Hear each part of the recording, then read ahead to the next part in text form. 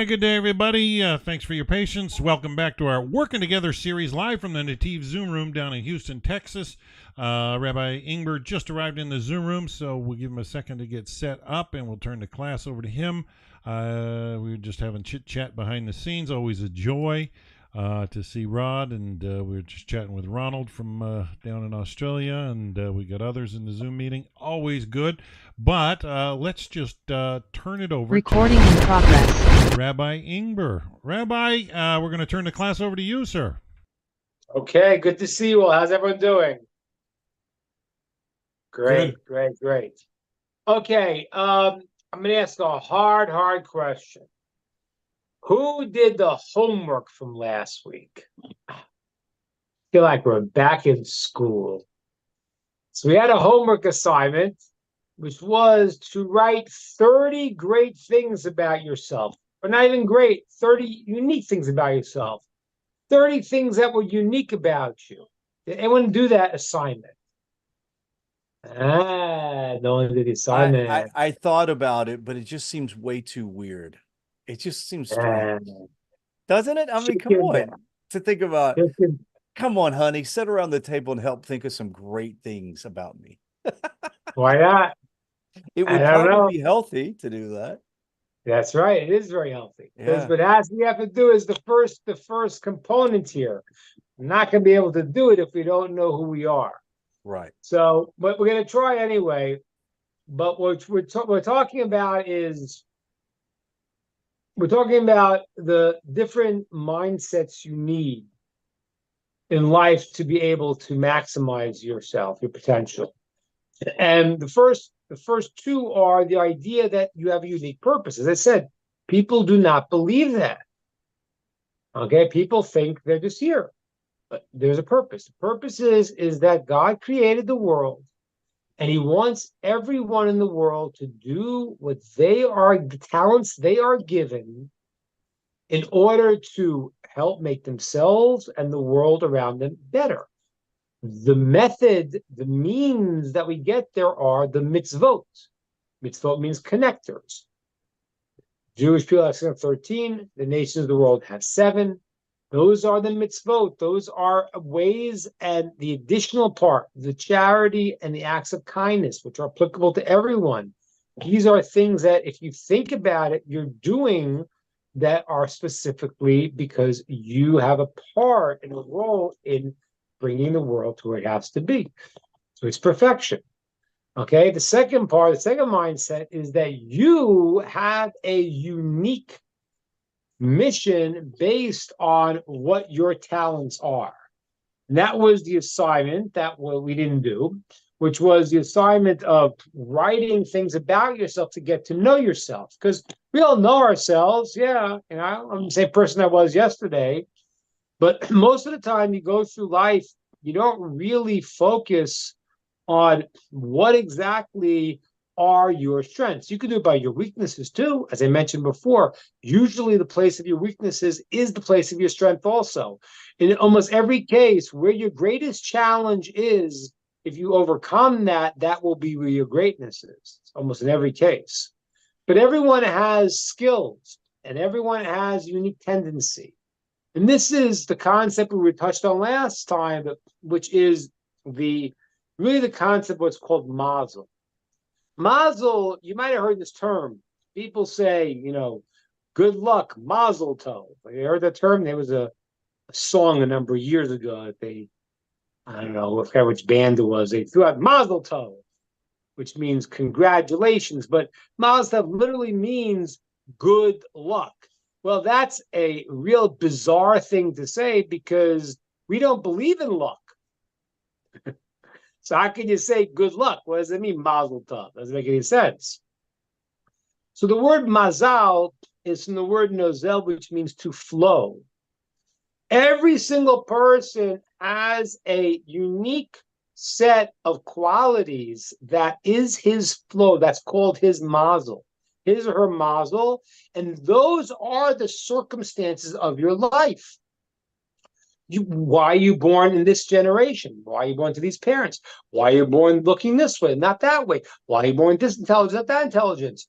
Every single thing are your tools, the mazel, the flow that you're given to be able to accomplish your mission. But you have a mission, and you have to understand is that the mazel that you get are the tools that you have to accomplish your mission. It doesn't mean, though, that's the main thing. The main thing is not the tools you get. The main thing is how you use them to accomplish your mission. Because the amazing thing is, at every moment, God gives you the tools that you need to accomplish your mission. Now, sometimes you might want new tools. Let's say you don't have that much money. You may want to make more money. Okay, that's fine. You may pray to make more money. That's okay. That's okay. But right now, if your mind is, well, I need to be there, then you are not alive right now. Because right now I'm thinking that where I am is not right. And that's not true. Every single person, where they are at that moment, is exactly where they need to be. With the challenges, with the difficulties, with the strengths, whatever it is, because it's nothing to do with the tools you have, rather the decisions you make to use those tools you're given to accomplish your unique mission. The reason why I gave that assignment was because it's very hard to understand, well, what does God want from me? Little old me. What does he want from me? But ladies and gentlemen, to do this first part of this assignment, you have to finish the following sentence. I don't know if we'll do it now, maybe we will, maybe we won't. We'll see how we're doing, but we use hypnotherapy, meditation to get you into a state where you could actually finish the sentence. But you want to finish the following sentence. Here it is. My purpose in life is to. My mission in life is to. My unique job in life is to. That's not easy to do. I admit it's not easy to do. That's why I told you everyone has the mitzvot, which are the connections that if they do them, they are doing their purpose, and people do it in different ways. So, for example, in the 7 Noachide laws, okay, you have a concept of, let's say, the idea of not eating Aver min achai, not to eat animals that when they're still alive. This is the fundamental basis of the idea of cruelty. It extends to everything in the world, not just to people, but to everything. I mean, you have to say it in America today because, if someone harms dogs, that's worse than, I don't know, people killing in wars. So somehow they've come up with these crazy values of disproportionate understanding that the greatest kindness is of human beings. But the law of not eating animal from alive flesh represents the concept of understanding that you cannot be cruel to any creation in the world. Now, you're going to have your way to express that. You'll have your way of seeing the world. You'll have your approach. So in the mitzvot themselves, as you're doing the right thing in your life, you are expressing your way of doing that. That's true. But in addition to that, every person has something that is unique to them. The reason why I say writing the 30 things, because many things we share. The differences start to come out when you start to see the fine details of how you look. And once you understand that, you start to get to know yourself. Then you could hopefully give a first draft of this sentence. You do this if you're opening a company, you have a mission statement. You need a mission statement in life too. What God gave me talents, He gave me skills. That's my mazel. So when somebody gets married, we say mazal tov. Doesn't mean good luck. It means that the tools that you're getting right now, that God's giving you in this relationship, should be the best and easiest for you to accomplish your mission. Of course, they are the ideal, because whatever God's giving you, it are the tools that you need. But sometimes it can be very difficult. So you can say, I want the tools that will make the job easier for me. But it really is whatever tools you're getting at that moment are what you need. So I want to see if we can start to do this. Could anyone start to say a sentence of my personal mission in life, my unique qualities, my unique mission, my unique job is to what? They don't want to finish a sentence. Who's going to have the guts to try to finish that sentence here live with 7 billion people watching? I'm not sure we have that, Dan, but we'll try. Repeat the line again. You can say it in any way you're comfortable with, but my mission, my purpose in life, and that's why you got to think about who you are, is to do this. Now, again, as you're going to say it, you're going to redefine it, you're going to expand it. As you think about it more, you'll get it into more specifics. Usually I need to do this with hypnotherapy or with meditation to let a person relax and see themselves. But if you start to see yourself and your qualities and where God puts you, where he puts you now, in what situation, in what environment, you have some way that you're going to contribute to the world, and that is something unique about yourself. So how would you finish that sentence? Who wants to give that a try? Well, that's deep. Yeah, I know.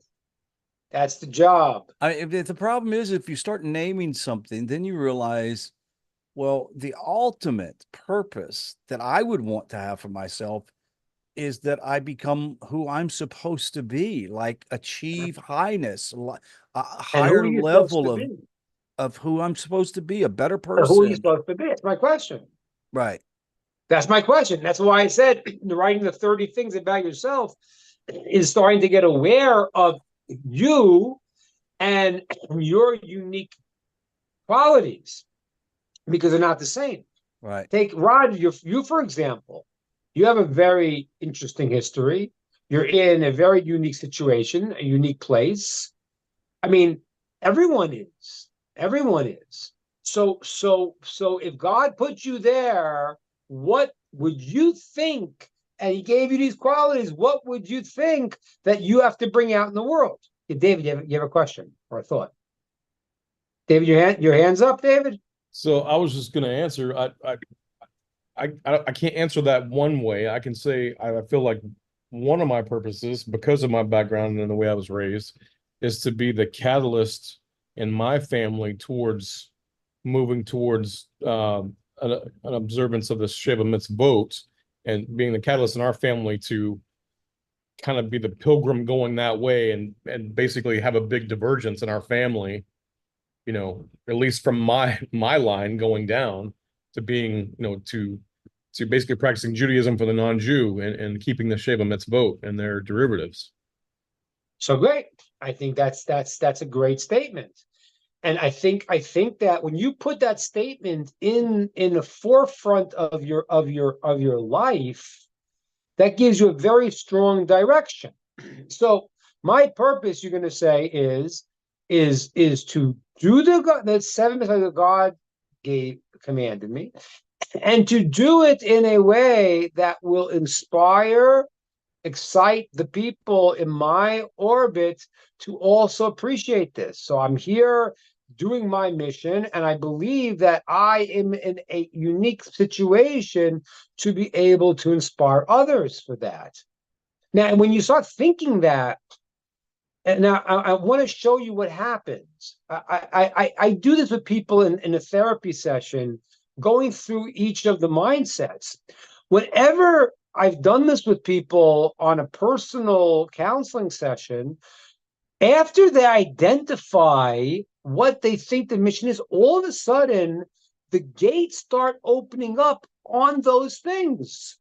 you're going to see, if you put this in your forefront of your mind and in your prayers and in your consciousness, then God willing, what's going to happen is that you're going to start, your family's going to ask you this. And whoa, it's happening.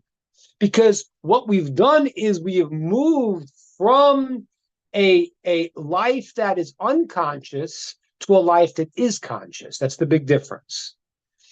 There are many benefits to tefillah, to prayer. Obviously, the first and most important is the relationship with Hashem. The second is that you are lacking certain things, and by praying to Hashem, then you may be able to get those things. But there's a third benefit here, which is that when you pray for certain things, you actually become conscious of what you care about. It takes because look, the one of the greatest problems in life, one of the greatest problems is what's called hergel. Hergel means habit. Okay? Habit means that I start doing something, and the Torah is replete with rebuke to people. Yirmiyah, the prophet, Jeremiah rebuked the people. You're doing acts, the people are doing out of rote. It is very hard not to. I just gave a class. I see some people for my earlier class today on the month of on the new month of Elul. And we talked about the idea of the new month, Chodesh. A month is not a month. The word month in Hebrew is lechadesh, to renew. There needs to be a newness in your life, which becomes very difficult when you're doing the same thing for 50 years. So a person, now, then what happens is that, okay, this is who I am. But the process that we're talking about is to be able, and that's what one of the things that tefillah is doing, besides the prayer, doing the most important benefits of connecting to Hashem and recognizing and asking to fill your lacks, but it's to even recognize what you care about. I don't know if you've had that experience, but I know I have. I'm like, all of a sudden I'm davening, I'm praying. And then as I'm asking, I said, wow, I really care about that. And I wasn't even thinking about that or that person. But once I started bringing it to the fore of my consciousness, then it became important. But when you don't, we are actually living life asleep. Okay? So David, that is a great motto. Put that in your consciousness now. Your purpose, say that. Now, you're going to always in life, it's going to, as you grow, what happens is it becomes somewhat amended. And you get different situations. And maybe you'll do that and you'll say, whoa, I have affected these people in my family. Now I find the people in my city I could affect. That's good. Again, there's a few dangers of this. One danger is what we'll call CEO syndrome. Every person's got to be solving every problem in the world. I don't know about that. As I always tell you this quote with the famous rabbi who said, I used to think I'd change the world. Then I got older, I said, I'll change my country. Then I got older, I said, I'll change my city. Then I got older, I said, I'll change my town. And then I got older, and I said, I'll change myself. So yeah, most people think in big terms, and that is a great illusion because, very often the people who are influencing other people in our society are people that do not know how to live their lives themselves. How do you have this phenomenon where basketball players who know how to put a ball into a hoop, or someone who knows how to act, is telling me, how to live my life? What? You don't know anything. You really don't. It's not even like you're well educated. It's just like you know how to do a certain talent that is entertaining and fairly minor. So keep your mouth shut and be an entertainer. But what happens is that our society has shifted and says the idea is how I influence others. I'm a Facebook influencer. I influence. You have no, because you have no internal barometer of how to act. So you're trying to influence others. Made you check out if you're acting correctly first. So we all get into the problem. We think of purpose. We want to go very grandiose. But David, that's very good. That's very good. Doing the 7 mitzvahs properly and affecting the people in your orbit who are not accidental. They are specific there because you can affect them. Not only that, but every person you meet. As the sages, there's a great story. The story's not going to translate so much because it's a story. But basically, we have a principle that anything that you, I'll tell you the story. It's a little hard to translate the story, but it was a story of a rabbi. His name is Rabbi Zusha, and he was going on the road, and there was a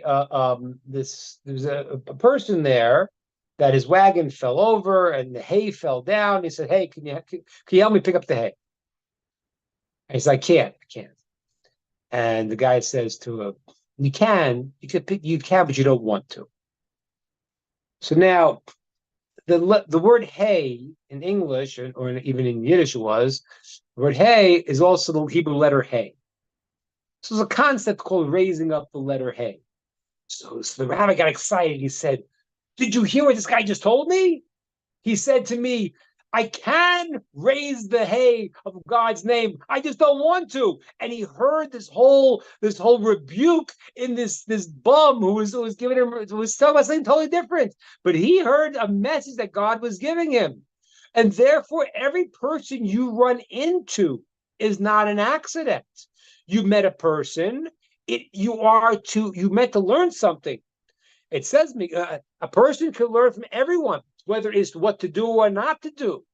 It's to influence or not to, how to influence. So, David, that's a good statement.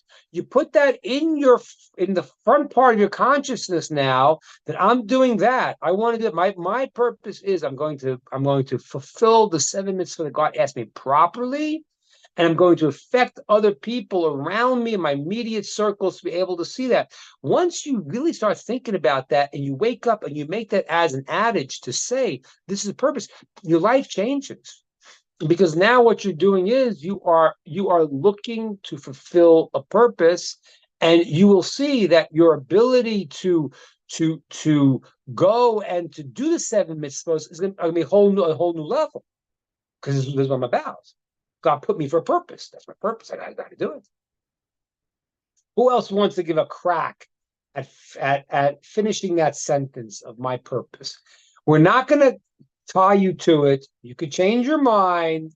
It could be your rough first draft, but it is an explosive way to start to think. It changes the ball game, because you're not just going by rote through life. You are important. There's something you got to do. Anyone else want to give a try to finish that sentence? My unique mission is to. My unique purpose is to. Anyone else want to give a try? I don't really want to take a crack at that, but I did really, the first time I had ever heard that was in your book, when I first started reading your book. And I had just never, you'd hear about Mazel, but I had never, ever thought that it's the things that God gives you in order to accomplish the purpose, but still finding out what that purpose is. Yeah.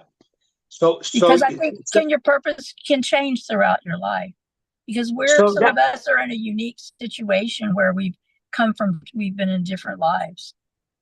Yes, that's a great question. So there's different levels to this. And I write that in the book there. I get into a very deep concept of what is ultimately your purpose, which is an ultimate sense that it's very hard for us to know. So as you're developing in life, your things will change. But what's going to happen most likely is you're going to see a common thread. Okay, so what's going to happen is most likely is you're going to start to see, let's say, I have in my book, I gave the example of a person who has. Let me say one of the things I didn't write in the book, but it's an important principle. There are different ways that a person's different uh, rubrics, different categories of personality types. I mean, people make up these in psychology. They have all these different things. Myers-Briggs, but three that are in terms of a deep thinking world that you might fit into one of these three. One is a person that is largely motivated by acts of kindness. Okay. That's usually a very external person, and he's functioning through the mechanism of, I love to give to others. Everyone has to give to others, but that is the person's under one of the power zones of his trait. Another one where person is, and this is usually a person who's more introspective, not always, but a person who wants to do the right thing. They're very measured. That's called restraint, called gvura. A person wants to do what's right, and their quality is more measured. And you see different kinds of people. You even see it both for good and bad. Like you will see a person that is out there very often, and these people, let's say, who are the potential kindness, a lot of times their fall, their challenge will be that they'll overcross boundaries, whether it's taking things that are not theirs, whether it's inappropriate sexual behavior. That's the negative side of the external person. The other person is, for example, a person who is more about control and doing things right. So sometimes that negative expression is a person who is a control freak. You'll see this in personalities, like in presidents of the United States. You have Bill Clinton and Richard Nixon. So Bill Clinton was, he walked in the room, everyone loved him, blah, blah, and that was, what his problem was. And Richard Nixon, Bill didn't like him because he was more of a control person, and that became part of his challenge. The third path is very often a more balanced path, which is based on truth. I want to do what's right, and I'm balanced in that way. So every person has certain personality tendencies, and they're very, very intricate. Those tools are what God gives you. Now, so what Terry asked before is, things will change over your life, but as you start to look into the deeper place of who you are in the root of your soul, that's what you're trying to find. That is going to be most likely a constant. It's just that you're not always going to see it. So you're going to see, here I am today. But as you finish that, you'll find the next vista, the next accomplishment, but you'll see the thread that connects them, because generally what we're trying to do and understand is there's a place in us where we are unique. That's the key. That's the key. The Talmud says, a very important line, which you don't hear all these people who are like, these terrorist supporters saying, but it's a Torah statement, that the reason why God created humankind from one couple and not from many people as the animal kingdom was to teach you that if you save one life, you save the entire world, because the whole world came from one person. You kill one person, you kill the whole world. What about the war? Yeah, I understand that, and and it's terrible that people die in wars. At the same time, there's evil in the world that has to be fought, and people that are supported by people that support terrorism and they put themselves as human shields. So unfortunately, war has difficult repercussions. But the idea that the world comes from one person means that every person is an entire world. It's amazing. It really is amazing if you think about it.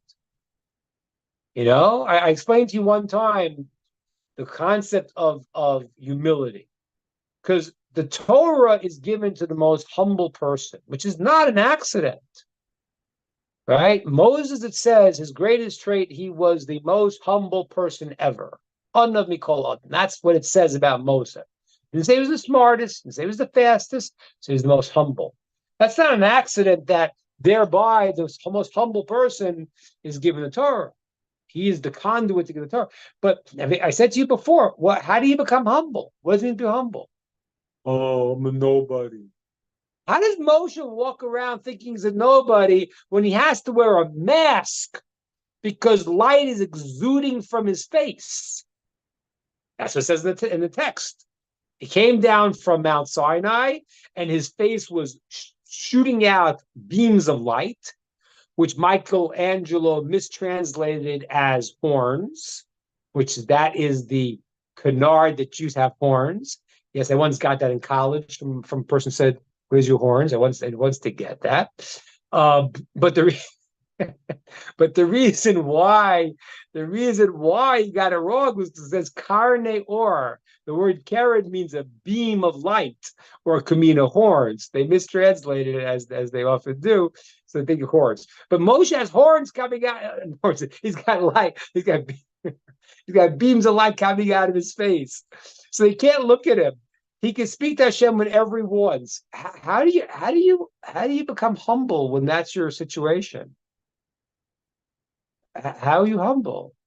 You are the greatest. You know, you are the greatest. So there's two ways you become humble. I told you before. There's two ways. The deepest spiritual way, and this is the deeper, correct way. The other one is also correct, but this is that you understand that, yes, you are great, but how did you become great? We were created out of nothing. You didn't make yourself. I would say I never understand people that are haughty about their beauty or their brains, because you didn't do anything to get that. Maybe if you were haughty because you had great accomplishments, okay, maybe. But a truly honest person and a God-fearing person realizes that you didn't exist. I was an example. I take something out of nothing and I create it. And then this I make a little clay formation. I breathe life into it, and then the formation comes back and says, "Oh, I'm a big shot. You weren't here a minute ago. You didn't exist." So the same thing. We don't have any existence. God created us. He gave us everything we have. He gave us the ability to do it. So the trick is, where it becomes difficult is that when you did accomplish, you did do something, you did make something. So what happens is you say, I did it. There becomes the wise man, the humble man who sees that no. God was assisting me. He was directing. Yeah, God considers that you did your effort. But you know what? And I've told you this before. This is the craziest thing. This is the craziest thing. And I always say this to people. And it really is. I write in this chapter about your unique mission. In life, you could try and make yourself and build yourself. And in the end, what you'll succeed in doing is building the person you always really were. What? That's like a downer. What do you mean? I made myself. No. It's not a downer. It's great. It means that there is an oak tree has a seed. And all the potential is there, but you got to put it in the ground. You got to water. You got to bring it out. Your greatness is who you are. It is built into your root of your soul of who you are. And in life, what you're doing is you're making the right decisions. You are bringing out who you ultimately are. You're not making something that you weren't. God put that into the seed. Oh, you did the work. Yes, you did the work. God willing, you did the work to bring that out. But that's the work. The work is that you have a root of who you are. So what we're saying here is, did we lose Terry? No, Terry's here. So what Terry was saying before is that yes, there is the concept that you could change, your mission changes or develops, but the reality is what you're going to find is there is a common thread. That common thread is you. And I'll tell you something really, really amazing. The thing is that you don't want to be anybody else. Your eternity is the flavor of the root of who you are. That's the root of your essence. And that's you. And that's a crucial feeling. The feeling of knowing that I am me. It's the self-awareness. That is the concept of I have an existence that is real. Now, where does that fit into my connection to God? That's exactly it. It has a place. It's a place. That's why you have a mission. You have a life force that has a special mission that comes at it. That's the expression. So who else wants to give a crack at finishing the sentence? Don't feel nervous, but just finish the sentence and say, I think my purpose right now, knowing my qualities, knowing where I am, my purpose is in order to do X, Y, and Z. My unique mission, my unique job in this world is. Who wants to give it a try? We've had one so far. I'll try. Go ahead. All right. So my unique mission would be to eradicate in myself what I hate in others. This is what I feel. Eradicate in myself what I hate in others. Unique mission is to eradicate in yourself what you hate in others. Okay. Does that make sense? Very good. What's Okay. that? What? I said, does it make sense? Am I articulating it right? Like those things that irritate me are really my own issues, not them. That's great. That's great. So that really, and I told you before, there are different personality. That's a gevura statement. That's good. Gevura is great. People make a mistake. They think that, when we talk about kindness and there's expansion and then there's contraction. There's fire and water. Water takes flour and connects it. Fire breaks things up. There's expansion in the world, but you need boundaries. You need to have limits. That's the importance of a husband and wife. There's the expansion, and then there's taking it and directing it. It's a unique male-female interaction. And what happens is, so what Tova is saying is the idea of there are traits that she feels are very negative. She doesn't like those. And she wants to make sure that she has no semblance of those traits in herself. Did I say that right? Good. Okay. So what that does is that as you start to say that, and again, all these things you could expand as you go, but as you start to say that, you're going to see something happen that's amazing, Toby. You start to say it. Oh, hi. You see your daughter there? So as you start to say that, so what's going to happen is that you start to now, if you put it consciously in your world, I can't say what Hashem will do, of course, but generally speaking, God wants you to do your mission. And he keeps giving you signs, and you run into this person, that person. And so what happens is that as you become conscious of what you want to accomplish, the possibilities of that start to open up in front of you. But don't get nervous then if you see a negative trait. I remember when I first came to Israel, and I was 20 years old, and I was traveling in Europe. I thought I was a really nice guy. And then I came to yeshiva in Israel, and everyone was bugging me. Every guy I ran into was like, doing this, doing that. I was like, I wasn't in like my own free space. I was like in a dormitory with, whatever, 50 guys, and like, and I realized, wait a minute, it's easy to be nice when it doesn't cost you anything. When all of a sudden you're in different situations in life, you start to see, oh, wait a minute, I this bothers me. I get upset with that. What Tove is saying is very amazing, and I'll tell you this. This is you can already take it to the elections in America about what the media does. But there's a principle. There's a principle that says, "Kol ha'pos l'munah posa." Whoever sees the problem in the other, and it bothers them, usually that problem is in themselves. Which it just was just funny in terms of the whole thing with the politics in America. The Russia, and then the Steele dossier was from Russia, and using the law, and then we're going to throw him in jail.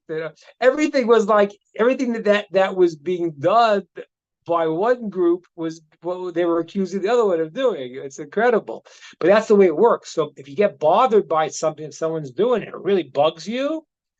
You have to look to why does it bug you so much?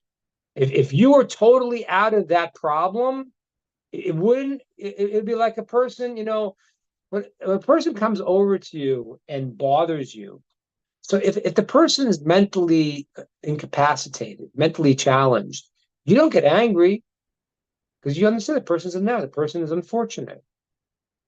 So if I see a person that's, I don't know, stingy, and it gets me mad. Why is it getting me so mad? Because maybe there's a part of me that's a little stingy. All right, good, Tova. So say that in your concepts and work on that, but don't be surprised then because you're taking a strong battle there. It should go easily. It should be mazel tov. It should go in a way that gives you a good ability to handle it. Anyone else want to give a try? You don't have to. It doesn't have to be the deepest thing, to be the hardest thing. But what it's going to do is going to start you on a path of thinking in this way, which is what I want to accomplish. I want us to all stop just going through life as habit and rote, and rather to know we have something we need to accomplish, and you have something unique that you can accomplish, and only you. Tar, let me hear. My soul correction. From what I understand, the soul that God gave me has certain aspects that need to be corrected, and that's why He put it in me, because He thought I had the ability to correct those things that my soul was lacking or whatever. And so that, and also gathering sparks. I don't know whether being a non-Jew, if I'm able to gather those sparks. If not, I'll help the Jews gather those sparks. Good. So let me just help you break that up and make it into a mission statement. So as far as the soul per se, the soul doesn't have flaws. What happens is that when the soul is interacting with the body, so what happens is the body and the life force can have components that have negative traits. The root of who we are is not the problem. The problem is that there is the body, and then there is what's called the life force that itself can have different types of traits. So there's different tendencies. So for example, there are people that have a tendency towards, if you look at, let's say, water. Water represents a certain type of psychological element, not elements in the periodic table, the element.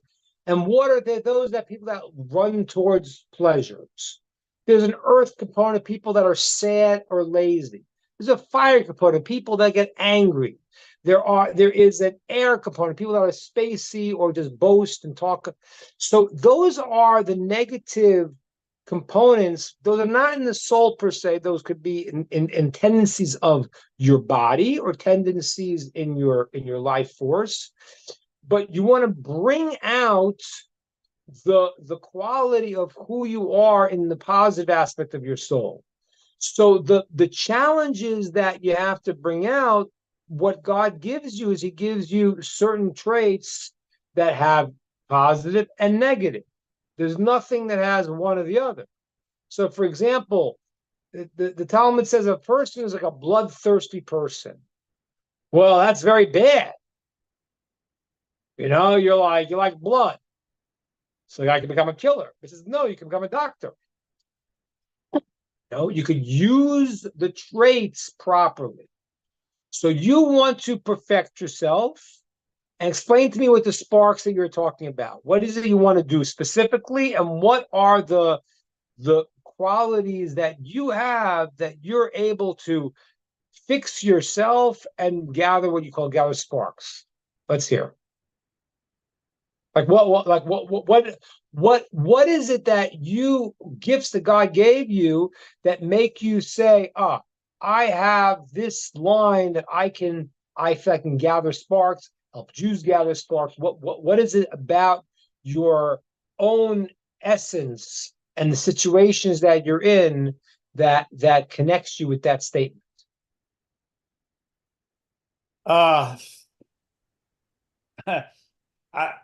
As far as gathering sparks, that's something kind of new to me. That's a concept I've learned through Rabbi Mendel Kesson, and I'm still trying to understand that.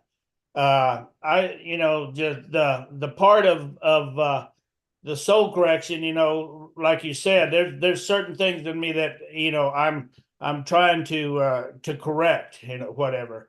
My understanding of the sparks is at the golden calf.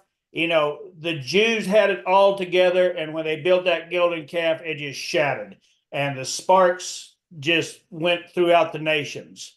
And we were here to gather those back in and to get back to that level of the being eligible for the Messiah to come. So you feel now. Let's just talk about this a second.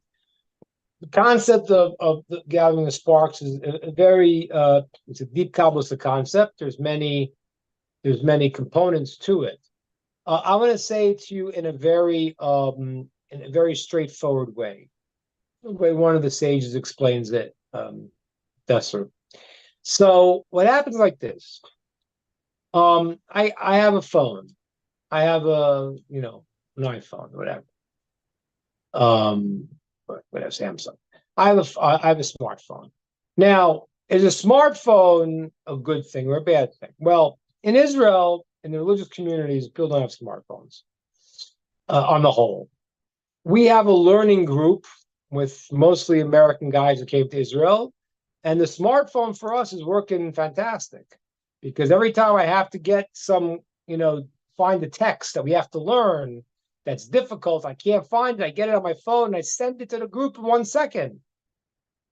So what does that mean? That means the iPhone has sparks. It can be used for good or used for bad. When you use anything in the world for good, what you're doing is you're taking out what you call the sparks that are being used in a way that elevate the creation. Okay? So you're elevating the creation. That's what you're talking about. Maybe this is the concept you're connecting to. You want to go and be part of the process of bringing about the ultimate rectification of the world. When all the sparks that of holiness are going to be gathered in, that's going to usher in a new period of time. So you want to have a role in gathering the sparks, meaning bringing about the process of redemption. Right? Now, yeah, that sounds big. That might be scary. But here's the beautiful part about it, Tar, is that now once you start to say that, and this is why, again, the assignment that I gave about writing things about ourselves, this is why I gave it, because you now, as you state that, and you could put it into a positive statement of, my mission is to further the process of bringing about God's revelation in the world. Right? That's what you're saying, gathering the sparks. So now, but what you have, the second part that you have to do now is to figure out what he put you into a certain situation. He gave you certain skills. He gave you certain qualities. He gave you certain challenges. He gave you a certain time and place. What is your role specifically within that process? Here's where it gets a lot of fun, guys. This is where it's getting very deep now. I'm glad we're doing this now. Because, Tar, if you start to say that I want to be part of this process of bringing about the redemption, bringing about the revelation of Hashem, bringing as the concept of gathering the sparks, I want to play my role in that. And you start to look for that, you're going to find the ways that you can do that. Because right now it's general. What I want to do, I want to be specific. You said helping the Jews. Okay. There's specific things. Well, yeah, you have skills. There are certain things that you could do to help. There are certain things that you could do within your community. So the mission is great. The only thing your mission statement needs, it needs to have to understand that you, Tar, as you are right now, nothing on anything else. As you are right now, you could do that your level immediately. So you got to figure out now and get to know about yourself. In what way can you do this? In what way can I go? And I want you to think about this week, Tar. Think about when you say that you want to go and help bring this process. What skills did God give you? What talents? What situations? The people you know. How can you express it? Because if that's what you said, listen to what I'm saying, guys. If that's what you said, there's a place that you deeply connect to that mission. It's so funny because, I don't know. I'm sure, Tar, you weren't planning on saying what you were thinking, but because I didn't say what we're going to do today. But as you say it, you start to say, "Wait a minute, I connect to this. This is what I really want to do." That's great. Now you've already started to see your life as purposeful, and now you want to refine the way in which you uniquely can do that. Okay? I'm going to have to step out here and say, with knowing it's my words. I love encouraging people. I love giving out attaboys. I like being able to praise the people who don't get the praise, the people mopping the floors, the people washing the windows, the people that just get passed by that no one sees. I like giving those people an attaboy. I like encouraging them, because in this world, we just encourage the stars, the big people, and the little people just don't get noticed, and they're doing the work. Great. There you go. Now you're gathering the sparks. Because when you go, I always tell people, you can do a mitzvah very easily. Smile to somebody. You smile to someone, all of a sudden you made the guy's day. What a kindness. So you're right. The people that people are not noticing. When you go and you take that time and you do that, you are elevating them, and they're going to look at you and they say, "Hey, how does this guy know how to do this? Why is he doing this?" Because he's an emissary. He's bringing about the redemption. He's bringing about God in the world. He wants to make the world a better place. You're influencing them even without, so to speak, preaching to them. You have to preach to them. You now made their lives better. They know when a guy's stuck in his negativity and he's cleaning the floors and no one's noticing him, no one's noticing him, he's tortured. When you made him happy, now you've changed your environment. So you have the ability to encourage people and to make them know they are valuable. That itself is an aspect of raising the sparks. Build that even more. Start to do that. Do that. And I know you're doing it today, but I know something else. Tomorrow you can do it even better because you said it. You consciously said it. You consciously started getting in touch with the part of yourself that says, I can make a difference. That's the lesson I want us to all pick up. Everyone try this week to try to finish the sentence. If you're not going to write the 30 good things about yourself, think about your qualities. Try to make the sentence. Okay? My purpose is, you could change it, but you're going to see it. Something's going to resonate with you. Usually I have to do this with meditation because we all have a lot of blocks. We feel very funny saying that. But I usually have to have a person, relax and really sort of and then think about their qualities, think about themselves. But this is important because until I had these first two mindsets, what happens is that we're like ants. We're just going around doing our thing. That's not good. No. God says that every single person has to say the world was created for me. There is something unique that I have that I can do. And when I start thinking in that way, then I don't feel like a guy in an assembly line. I don't know if you heard this. There's a story that happened where a guy apparently he was he was 40 years working on an assembly line, putting a certain bolt into the car. 40 years. And then what happened was they came out and they said, you know what? We don't need that bolt. Is not necessary. Took it out. Guy killed himself. They're like, what I've been doing has no purpose. The fact that people can live with this today is a sign that the world's messed up. The entertainment field, Hollywood, is all to go and to put you in a trance. It doesn't matter if your life is doing something meaningful.